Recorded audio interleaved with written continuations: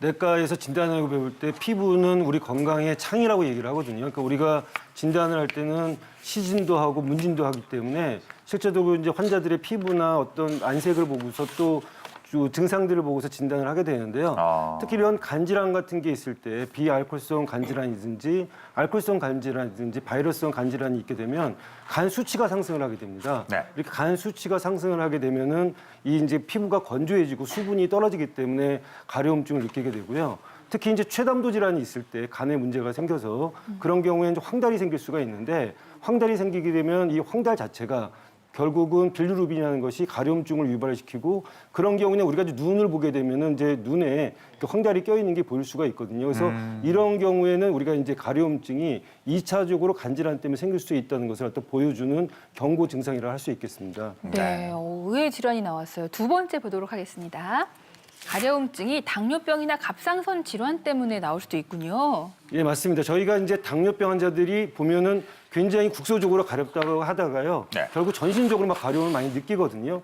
그 이유는 첫째는 이제 당뇨병 환자들은 이 혈액도 포도당이 많지만 땀에도 포도당이 많기 때문에 세균의 침입이 많이 생깁니다. 그래서 그런 경우에는 염증이 잘 생기고요. 또 한 가지 당뇨병의 합병증 중에 신경병증이 생기게 되면 결국은 감각신경에 문제가 생겨서 가려움증을 느낄 수가 있고 네. 또 자율신경에 문제가 생기면 땀의 분비에 문제가 생깁니다. 근데 그런 경우에는 결국은 땀도 안 나오고 피부가 건조해지니까 가려움증을 느낄 수가 있고요. 또 한 가지는 이제 당뇨병의 신장합병증이 생기면 이 사구체 여가율이 떨어지면서 크레아틴이 올라가는데 요독이 생기는 거죠. 그래서 요독이 생기게 되면 결국은 또 당뇨병 환자들이 흔히 얘기하는 가려움증을 느끼게 되는데 그런 경우에 대개 이제 살이 겹치는 부분이라든지 회음부라든지 이렇게 좀 말하기 곤란한 부분에 가려움증을 느끼는 분도 있지만 전신적으로 뭐 굉장히 가렵다고 느끼시는 분들도 계시거든요. 네. 근데 아까 저는 이년아 씨가 얘기했을 때 어떤 느낌을 받았냐면 요즘 이제 갑상선 기능 항진증 환자들이 많은데요.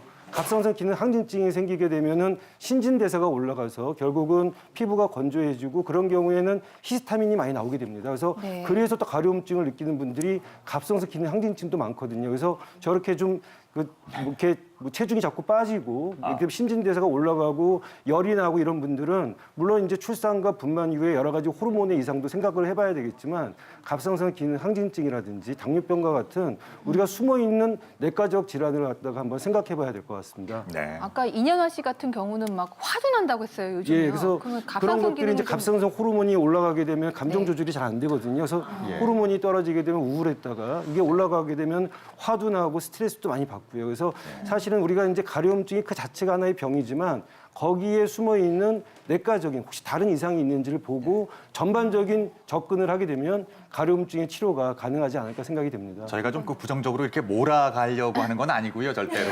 내과 검진도 한번 받아보시면 또 좋을 것도 같아요. 그러니까 종합적인 네. 시각으로 바라보자 이런 말씀이십니다. 자, 세 번째 가려움증 이런 병을 의심하라. 뭔가 좀 편찮아 보이세요, 네, 이건. 좀 중환병처럼 느껴지는데요. 악성 혈액 종양이 있는 경우 가려움증을 동반하는군요. 예, 그러니까 우리가 이제 드문 질환이지만 악성 혈액 종양의 첫 번째 증상이 가려움증으로 나타날 수가 있거든요.